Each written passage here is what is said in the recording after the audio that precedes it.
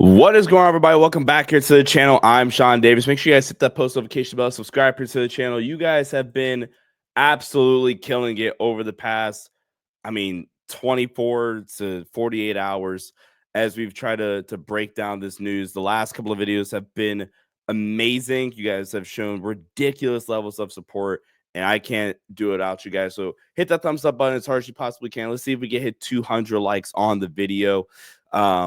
And let's see if we get to 20,000 subscribers by the time the playoffs roll around. We're already about to hit 11,000 subscribers after just hitting 10 not too long ago. So greatly appreciate all you guys' love and support. Today we're gonna be doing kind of a mailbag episode. I opened up the mailbag here on my Twitter account at Sean_DAVI. Tomorrow I'll be doing we'll have a kind of Clippers preview game video, and then we'll also be having our trade deadline preview, so the battle of the previews on that episode. And then Wednesday will probably not have much going on, and then Thursday we'll be having our 3-hour trade deadline special kick off on Wednesday. So I want to make sure you guys tune in for that as well. But let's get started here with some of our questions. My guy Gary at Gary_Xavier05 asked, did you hear about the potential scenario of Nick Claxton to Ron Sharp? I feel like that's a great haul. So I didn't hear that specifically. I like the idea of the Lakers potentially going after Nick Claxton. I think Claxton. I think the thing with Claxton is, right, he has had a down year, right, especially compared to 2 years ago now when they were, really good, made the playoffs, lost in the first round, but that was probably his best defensive season of his career. The thing is, like, you get Nick Claxton, that could be your big of the future as well. To pair next to Luka Doncic. His ability as a rim protector has some legitimate mobility and switchability, and just versatility in general. If you could get both of them, that's kind of a slam dunk, because then Duron Sharp can be kind of that backup big for you, and Nick Claxton kind of hold things down for you in the half court. And then I think you have enough offense in other places that now you give LeBron and Luka legitimate lob presence at all times, a good screener, not much of a short roll playmaker, which is something that Luka had with Derek Lively. But I would argue that, Luka Doncic is probably the best skip passer in the entire league. So the short roll stuff, the counter blitzing might not even be that big of a deal. If you can get both, I'm not sure. Let me pull up the trade machine really quick. Shout out to the good buddies over at Spot Track. Let's see what it would take to kind of pull something off here. I'm assuming Spot Track has Spot Track does have the updated cap sheet, and we are good to go. So let's see. We'll take that down for a sec. All right, so let's see. Lakers. We need the Lakers and we need the Nets. I would imagine if you're going to get Nick Claxton, I would imagine it would be some semblance of a 3-team trade. Let's see. Claxton, you would need $27 million to get there. And you said Claxton and Sharp. Sharp's contract, thankfully, isn't that hard to get to. Off rip, we're looking at Rui Hachimura. And you are probably, we need to send out $14 million. It gets tough. I don't think you can aggregate. You can't aggregate Maxi, I don't think. So is this where like a third team gets involved? Is this third team? Let's see. Let's do an Indiana. I don't know. I've actually seen this 3-team trade thrown around a lot. Where LA somehow ends up with Myles Turner. I'm completely playing trade machine here. LA ends up with Myles Turner. Indiana ends up with Nick Claxton. So they lock up their big of the future. Brooklyn gets Rui. What do we need? Trades legal for Brooklyn. LA and Indiana need to send out some salary. Indiana will also send out. They need to send out $7 million worth of salary. That's kind of nasty though, low key. Is this like Isaiah Jackson? I don't think that okay. So you sent out Isaiah Jackson, and the Lakers now need to send out one more piece, preferably to assuming to like a Brooklyn. Lakers send out. No, we'll keep Jackson. Lakers send out Cam Reddish, I guess. And the trade's illegal. No, okay, not by a lot. You can't. So we'll send Shake to Indiana. LA's getting Claxton, so you would trade 31 to Brooklyn. Oh, hold on. It messed up and it took off Rui. Oh no, because you can't aggregate. Huh. Okay. Again, we're doing this on the fly. Oh, I should have just done Christian Wood. That makes my life so much easier. I should have just done Christian Wood. And then we trade Rui. Does this work? This works. So Myles Turner. Oh, wait. I need to flip. Wait. I need to flip. No, this is right. There is a very, very, very much off chance of this actually happening. But in this off chance, Brooklyn gets off of paying Myles Turner $30 million long term. You get your starting big next to Luka for the future. And then Brooklyn gets a first round pick for Nick Claxton. They get 2 expiring deals and they get 1 year of Rui Hachimura. I think Indiana maybe says no. I'm not sold how much they want Claxton. Let's run this back really fast. Brooklyn, LA. And we'll add a third team.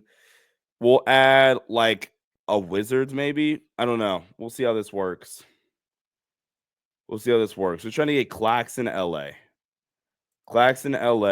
It's gonna take Rui. Washington could actually like send like a Bagley. We do not want Bagley in LA. For facilitating the deal, LA will give cash considerations to Washington. LA needs to send out 10 more million. Okay. LA sends out 10 million. That's the only problem you kind of run into with the Claxton deal is it's going to take some salary to aggregate to get the deal done. Because Claxton's at 27 million and we need to clear up 10 more million. I mean, you basically could just wait. Can I do this? No, I don't think I can do this. We're going to try it. I don't think it's going to work though.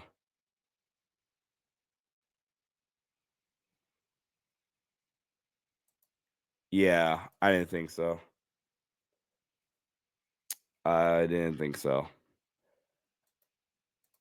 So I don't know. Sorry, that was a really, really long-winded way of answering the question.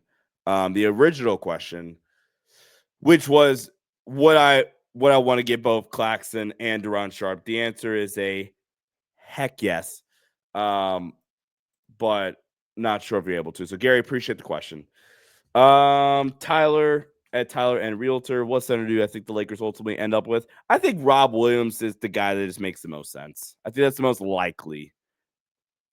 Raja DPP, do you entertain the experiment of playing Vando at the 5 on offense? Vando has length and he rebounds well. He just needs to set screens to roll to the basket. Example lineup: Luka at the 1, Austin at the 2, DFS at the 3, Bron at the 4, Vando at the 5. In defense, everyone can switch except Reaves. If we're switching with Luka, honestly, you could probably switch with Austin too. But overall, yeah, that's probably what I would do. The only thing is, the only problem with that is Vando doesn't have the vertical gravity that like an AD, had, obviously. I think one of the ways Vando can help you in a screen game situation is like if a team wants to blitz screens. I think out of your non-LeBron James options on the roster, Vando might be your best short roll playmaker. So Vando can have utility in that regard. I think any lineup at this point where you can kind of combine Vando and DFS together is a good one. That should be a fine offensive lineup. I think for their 5 out, with their 5 out stuff, I think, yes, Vando can screen well, but I don't think he's a good enough finisher, and he's not a vertical presence, which is kind of what made Dallas's offense with Luka a little unfair, is that they had multiple vertical lob threats, which is why, again, Rob Will, that kind of makes some sense. Nick Claxton makes some sense. Myles Turner even can space the floor, and can definitely catch a finish around the basket. So that's the only problem there. At Big Juicy says, do I think that AR and Luka is a sustainable backcourt going forward into the future? My answer is offensively, I think it could actually work, because I think Austin would just be a watered down version of what the Kyrie fit was in Dallas for Luka. A versatile offensive scorer that is a good playmaker that could create for himself or whatever, create for his teammates. But the combination of him next to Luka is going to make his life easier, and vice versa. Actually, Austin can handle it. Obviously, we already know that. So I think my problem with a Luka and Austin fit would be completely defensive. That would be my biggest red flag with Austin and Luka. Is just the defensive backcourt. That is a filthy, and not a good filthy, a filthy defensive backcourt pairing. Do not like that whatsoever. But again, offensively, I think it's sustainable. And I don't know if they're going to, have that be the backcourt of the future personally. Reason being is because simply you're just going to need Austin if you're going to make a big move. You're going to make a big splash here at the deadline. Austin's your most valuable asset here. He's still on a very much cost control contract. Maybe even can make some sense to jump the gun on Austin now that you have Luka, because if you look at Austin's contract, Austin Reaves has a player option at the end of the 2026 season. So at the end of next season, Austin Reaves has a player option where he's also extension eligible at the end of this year. He's extension eligible at the end of this year. He has a player option following next season. The player options for $14.8 million, which certainly that'll be his age 28 season, in the thick of his prime. In theory, Austin's going to opt out, get a bigger deal. I would estimate somewhere around $25 million range. I think that's kind of Austin's market. If I just had to guess, based off his value, based off of what he provides for on any given night, that would be my guesstimate for Austin's price. And you could maybe even jump the gun and utilize the fact that, hey, look, you get a player that's really, really good on a cheaper contract for the time being, and you can still extend them for maybe lower than market value still. Like, that's valuable and something I wouldn't be surprised if the Lakers did look into.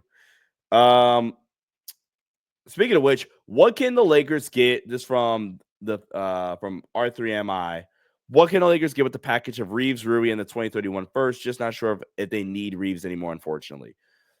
Okay, so you're kind of on the same method of thinking that I am. Reaves and Rui make up for basically $30 million, a little bit under. So $29.9 million. So if we were to look at players, and their cap hit and kind of what they are making, we're looking for players, $29 million. Okay. $29 million. Or we'll share my screen again. And we're just looking for players kind of in the ballpark, $20 million, $30 million. We'll set the ballpark at 30 and under. 30 and under. $30 million and under. It's kind of weird seeing De'Aaron Fox on the Spurs. All right. So first name, Isaiah Hartenstein. Jeremy Grant.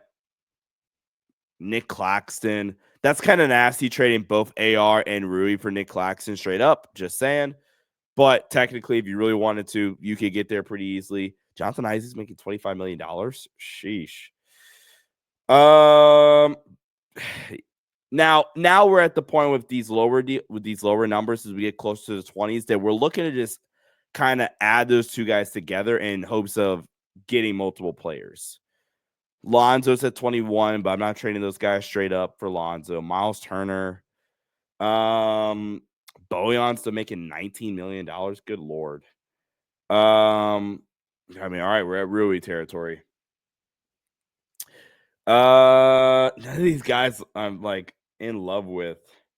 Herb Jones, but is New Orleans going to be willing to trade Herb Jones? Now we're at the point where we are just like going at any rate. Rob Wills at $12.4 million. He'll be making $13 million next season. So I did get a question saying, would I trade the 31 first for Rob Williams and Tumani Kamara? The answer is hell yeah. The problem is if I am the Portland Trailblazers are already reluctant to trade Tumani, I'm sorry, who should be reluctant to trade Tumani, and typically do not trade with the Lakers at all, and very rarely, kind of want to do business with the Lakers. Like, what would that cost? That's like 14. Essentially, if you wanted to, like, this could work. This could work. Rui Hachimura and the 2031 first round pick. Tumani is an all NBA level defender. He's that good. He's that good. Tumani is a all NBA caliber defender. So I would personally, I would do that. I would do that personally. Now your rotation is, and then you still have Reaves, you still have Dalton that you could throw into deals. Like, you still also retain your other, valuable assets, in my opinion. So yeah, I would actually probably do that. Could be a hot take. Let me know what you guys think in the comment section below. But I'd probably do that actually. Can Era coexist with Bron and Luka? Kind of talked about that. All right, we'll kind of wrap up on this. What is CG the homie? What is the ceiling of this team?